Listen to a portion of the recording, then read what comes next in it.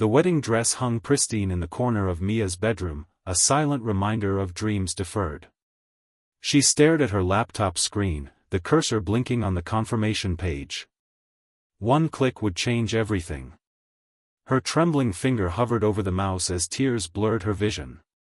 This wasn't how she'd imagined finding love, but after being left at the altar last year, desperate times called for desperate measures. With a deep breath, she clicked "Confirm Order" on the International Matchmaking Service website. If you're enjoying this story of unexpected love and second chances, please hit that like button and subscribe to our channel for more heartwarming content that reminds us all that love finds us in the most unexpected ways.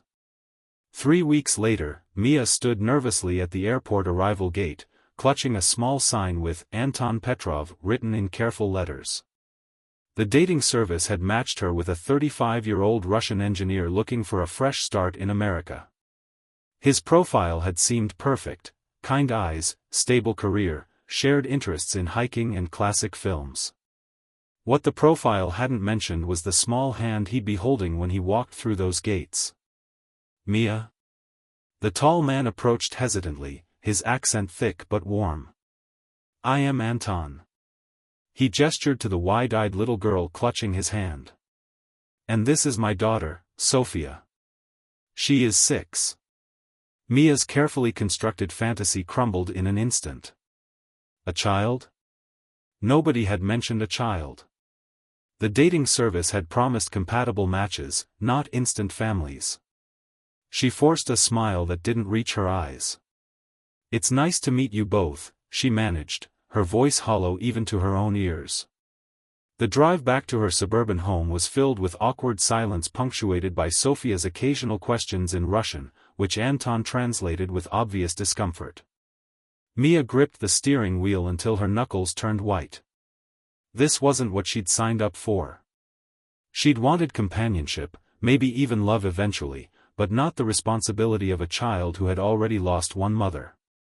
"Your home is beautiful," Anton said as they pulled into her driveway. "Sophia and I are very grateful for your hospitality."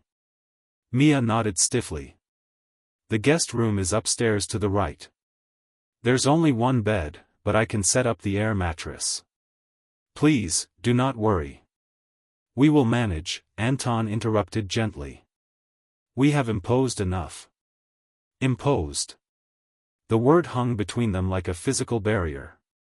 This arrangement was supposed to be mutually beneficial. She would provide Anton with a path to American citizenship, and he would provide her with the companionship she craved. A child complicated everything. That night, after showing them to their room, Mia sat alone in her kitchen, nursing a glass of wine and wondering what she'd gotten herself into.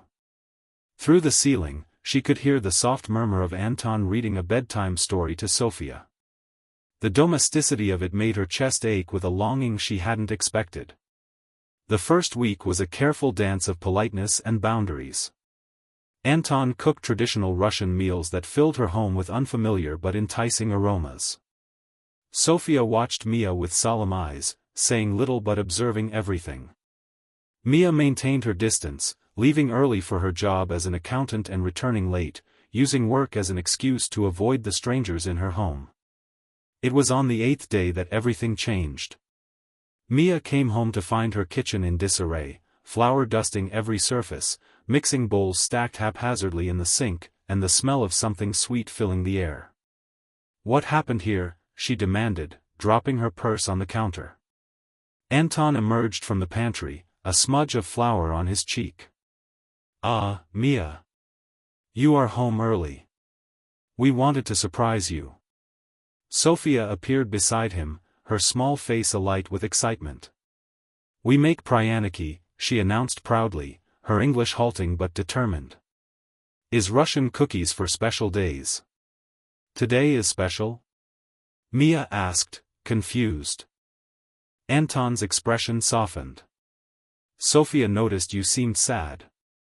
In our culture, we believe sweet things chase away sadness." Something shifted in Mia's chest as she looked at the little girl offering her a misshapen cookie with hopeful eyes. She took a bite, the honey and spices melting on her tongue. "It's delicious," she said honestly, and Sophia's answering smile was like sunshine breaking through clouds. That night, instead of retreating to her room, Mia joined them on the couch for a movie. Sophia fell asleep between them, her small head eventually coming to rest on Mia's lap. As Mia absently stroked the child's hair, Anton watched them with an expression she couldn't quite decipher.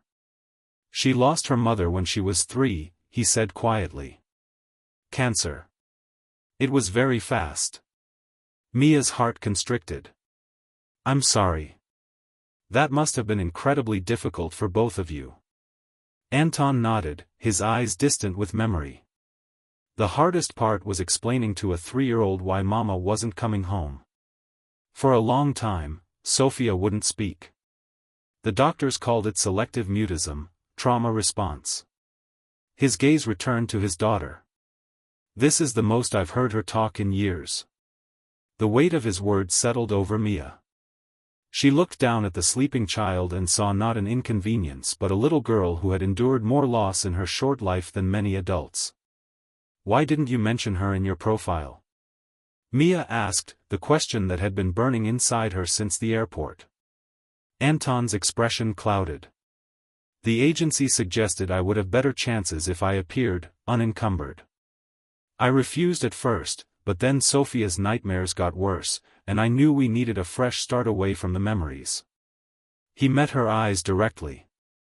"I understand if this is not what you wanted. We can make other arrangements." The thought of them leaving created an unexpected panic in Mia's chest. "No," she said quickly. "Stay. Please." The weeks that followed brought a gradual thawing. Mia taught Sophia to bake chocolate chip cookies, while Anton fixed the leaky faucet that had been dripping for months.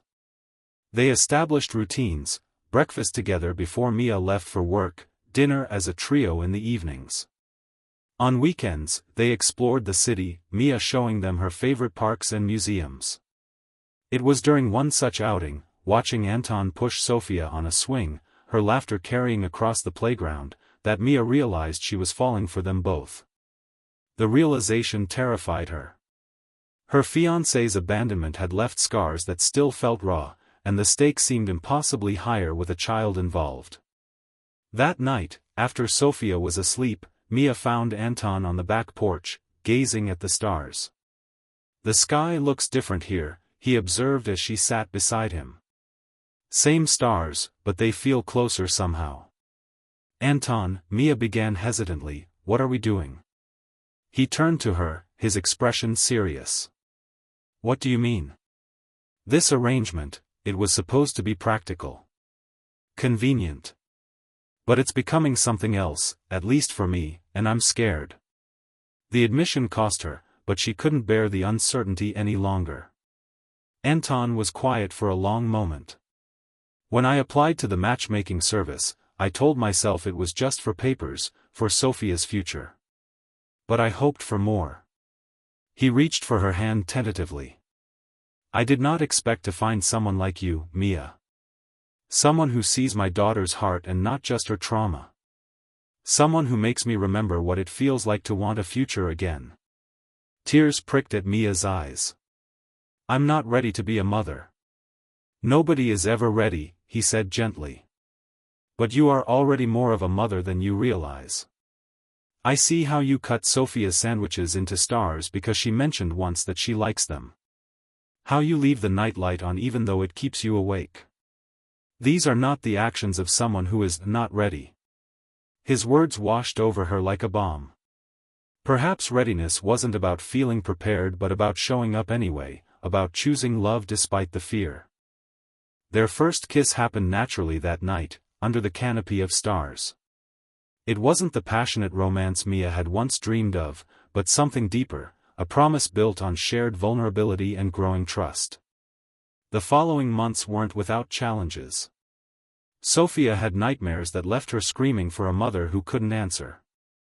Anton struggled with the language barrier at job interviews, his engineering credentials from Russia requiring recertification. Mia's parents were skeptical of the arrangement, her mother openly questioning Anton's motives. But for every difficult moment, there were a dozen small joys: Sophia's triumphant smile when she read her first English book without help, Anton's face when he was finally hired by a local engineering firm, the three of them painting Sophia's new bedroom together, more paint ending up on them than the walls. 6 months after Anton and Sophia's arrival, Mia's wedding dress still hung in her closet, but she no longer saw it as a reminder of failure. Instead, it represented possibility, a future she was now brave enough to imagine. The proposal, when it came, wasn't Anton's idea at all. "Mia," Sophia asked one Sunday morning as they made pancakes, "when will you be my mama for real?"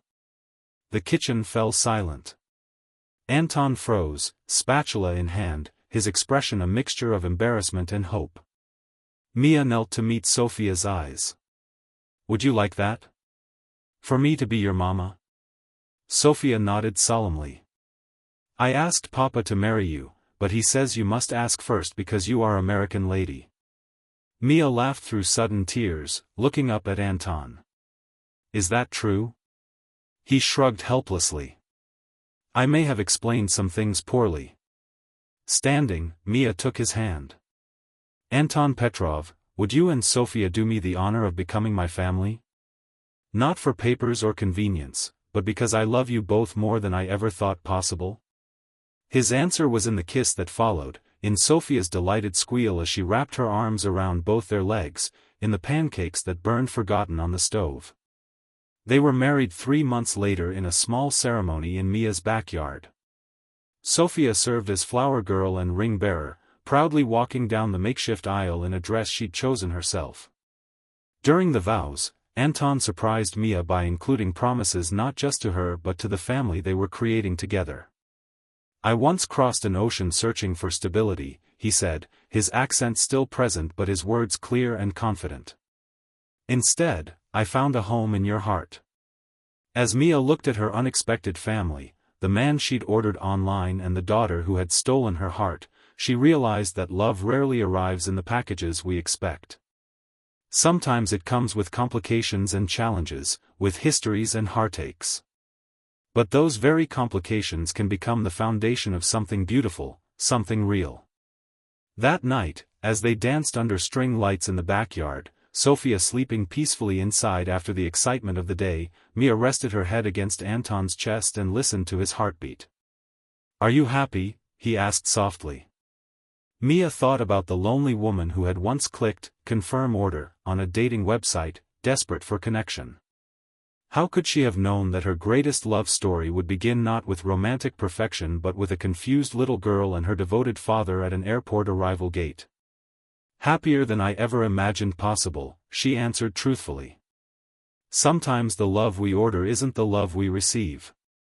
Sometimes, if we're very lucky, it's infinitely better. If this story touched your heart, please don't forget to like this video and subscribe to our channel.